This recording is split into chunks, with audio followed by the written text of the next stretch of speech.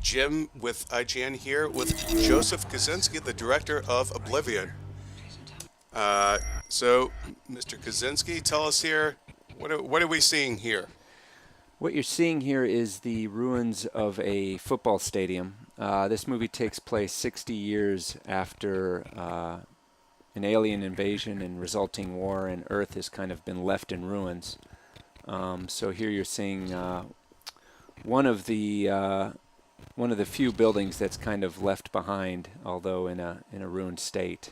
Now, we're going to go on here, and we get our first look at, tell us this character and the actress This is playing. Andrea Riseborough is the actress. She plays Victoria Olsen, who is the partner of Jack Harper, played by Tom Cruise. They are a two-person team living in Sky Tower 49, left with one of the last humans on Earth left with the job of repairing and taking care of the drones, which you see Jack Harper doing here. He's replacing a fuel cell that's been stripped out of this particular drone. And I like here, obviously, the New York Yankees cap, a sign that in every sci-fi movie they seem to kind of let go of the past, which I feel like doesn't ring true.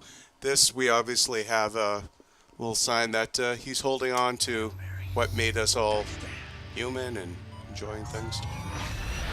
Yeah, he's kind of fascinated with the world that existed before the war. So when he finds things on the ground, he collects them. When he found that Yankees cap, he kind of adopted it as his own.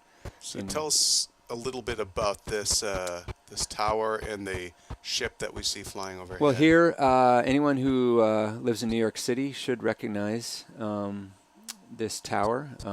Maybe not, because you're just seeing the kind of top, 300 or 400 feet of it. It's a much taller spire in the middle of Midtown. But as you can see, Earth has been transformed, so the avenues are now below the ground, and only the tallest structures manage to poke up through this black sand that's kind of covered everything. Here you see the bubble ship, which is Jack's kind of main mode of transport for patrolling his region. It's kind of it was one of the first kind of designs that I kind of came up with for the movie. I always loved the Bell 47 helicopter that's hanging in the Museum of Modern Art in New York. So I imagined kind of a Bell 47 crossed with a fighter jet and then taken 60 years into the future. Yeah, it reminds me sort of too of the Harrier jet. Now we still see that Earth is still pretty beautiful in parts. Now tell us about these giant things floating overhead here. Yeah, these are the hydro rigs. They're actually not floating. They're sitting on columns, but you can see they're sucking up seawater and extracting out deuterium, or heavy hydrogen, which is exists in all seawater and is an essential element of fusion energy. So basically, humanity is taking all of the energy we can out of the seawater on Earth and extracting that for our migration to Titan, which is kind of where humanity is settling. Now let's go back here. We get a look at a kind of a sneaky little character here. Yeah, this is a scav, which is short for scavenger. This is kind of what the label we put on the alien force that invaded in 2017, and it was that resulting war with them that left Earth in the state it's in. So humanity won the war, but in the process we kind of lost the planet. Now let's talk here about this device. This is a drone that's been stripped of its armor. This is drone 109. You can see the faceplate there on the cart next to it. This is in Jack's workshop, which is the lower level of the Sky Tower. Jack's doing a few repairs, but you can see the armor, the shielding that he has is kind of shot, which is on the left side there. That's what he's tossing on the ground. So this is kind of his garage and his little pet project. Now, tell us about the significance of, you did this all live in camera, you say, right? Yeah, this was, the approach for this movie was to capture as much in camera as possible. So typically where you do scenes like this with blue screen or green screens, I really want to capture everything in camera so that the reflection on the tabletop, the light on the actors, everything felt as cohesive as possible. So we employed a really sophisticated front projection technique to project the backgrounds on set behind the actors, including even this setting right here, right? Well, no, this would be a tricky one to get on any set, but this one here is these are both captured all in camera. Nice. Using this technique and using the cameras and lenses that we have, access to now. Obviously, a shot like this would be pretty tricky to get. Yeah, it's a great look at the bubble ship.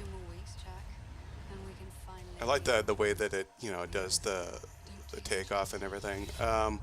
See here now. Tell us a little bit about this location. Well, this is our film takes place mostly in the Northeast United States, so I think any New Yorker who goes to the New York Public Library would recognize this as the Rose Reading Room,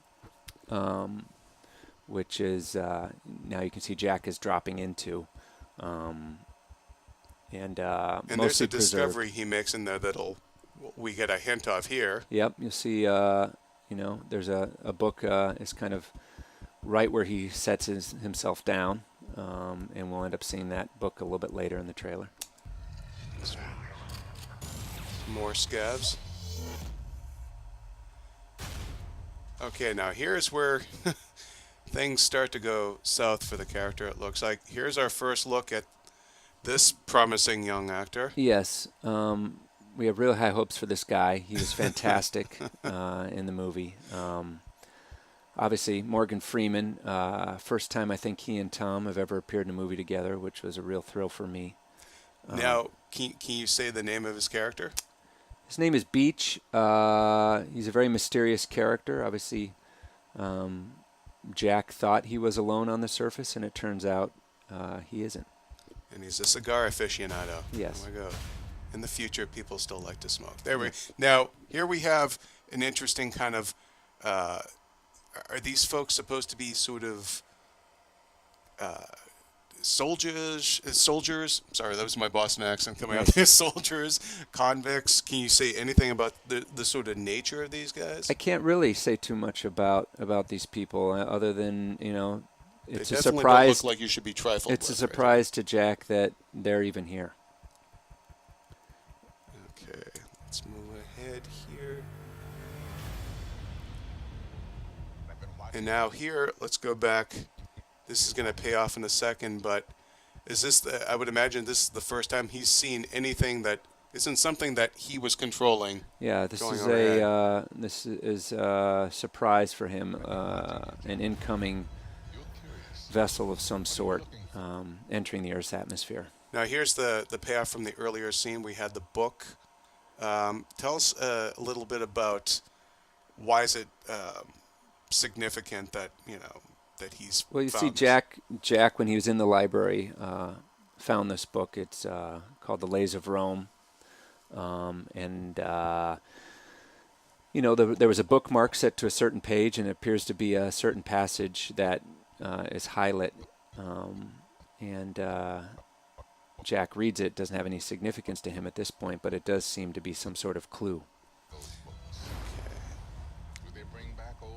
A little flashback to the past there. Now this is a really sweet shot here. You did this one in camera. Yeah, this as well? is another in camera shot. Jack landing his bubble ship at the crash site of that ship that we saw entering the Earth's atmosphere earlier. Don't ask too many questions.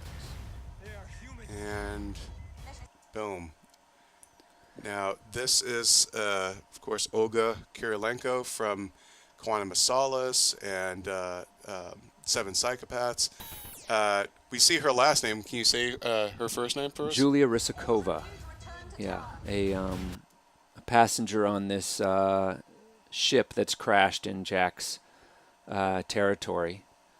And obviously a big surprise. And pretty much every man's dream. You're alone in the world, pretty much. Beautiful woman falls out of the sky. Yeah, if you're into that sort of thing. Let's see here. We got some indications that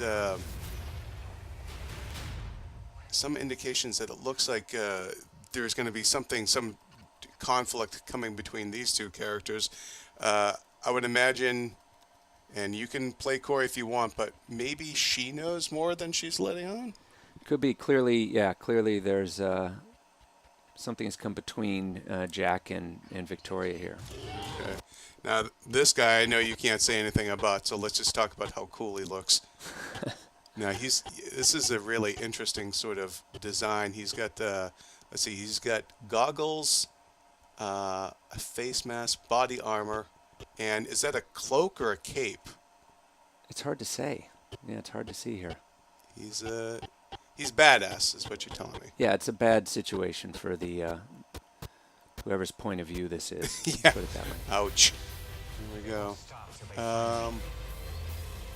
Let's see here. It's another good shot at the bubble ship. Can we go back a little bit here?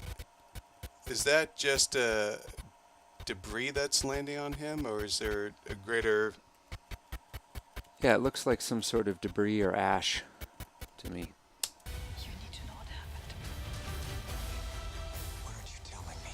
Who are you? It does... I know you have to play coy about these things, but this guy has an almost sort of...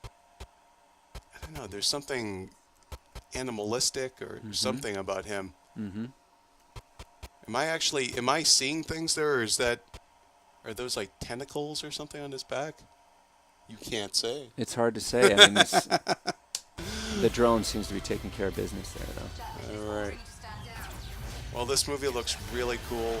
Some wonderful design elements in there, and Tom Cruise is a friend of Sci-Fi. He's definitely had his share of great ones there. So thank you so much for dropping in and talking to us about Oblivion, and we'll bring you more about the movie as it comes. Thanks, guys. Thank you.